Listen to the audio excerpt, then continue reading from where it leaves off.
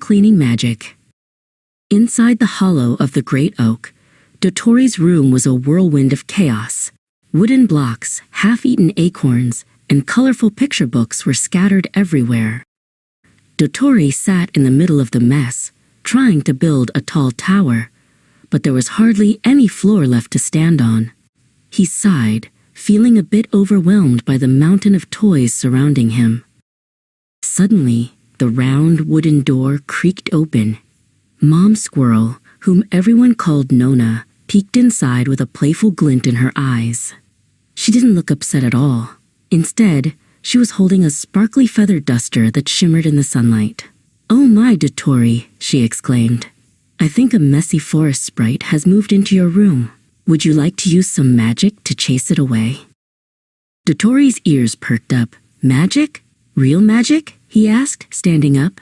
Nona stepped into the room and handed him a small, polished twig that looked just like a wand. "It's called a game of sparkles," she whispered. "If we follow the spells, the room will clean itself in no time. Are you ready to be a cleaning wizard?" Dotori gripped his wand and nodded eagerly. "First," Nona announced, "we must perform the sorting spell. Every block and toy is a magical creature that needs to go back to its cozy cave."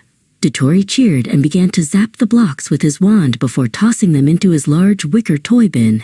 He moved so fast that he looked like a blur of brown fur, laughing as the floor began to reappear. Next, Nona pointed toward the rumpled pile of blankets on Dotori's leaf-shaped bed. "Now for the cloud fluffing. We must shake the blankets until they are as light as the clouds in the sky." She grabbed one end of the quilt and showed him how to snap it through the air. "If we do it right, the bed fairies will bring you the best dreams tonight."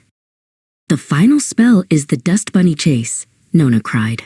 Dotori grabbed a small broom and began to sweep the floor with great energy. He poked the broom under the dresser and behind the door, giggling as he imagined tiny, invisible bunnies scurrying away from his magical sweeping. The wooden floor began to glow under his feet. With one last swish and flick of their hands, the room was transformed. The books were straight on the shelves, the toys were tucked away, and the bed was perfectly smooth. Dotori stood in the center of the sparkling room and did a victory dance. Nona clapped her paws together, looking very proud of her little wizard. "The magic worked," Dotori shouted. "Magic is hard work," Nona said, giving Dotori a warm hug. "But it's always easier when we do it together."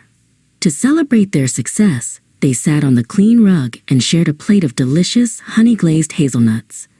As the sun began to set outside the great oak, Dotori decided that cleaning wasn't a chore anymore. It was the best kind of magic there was.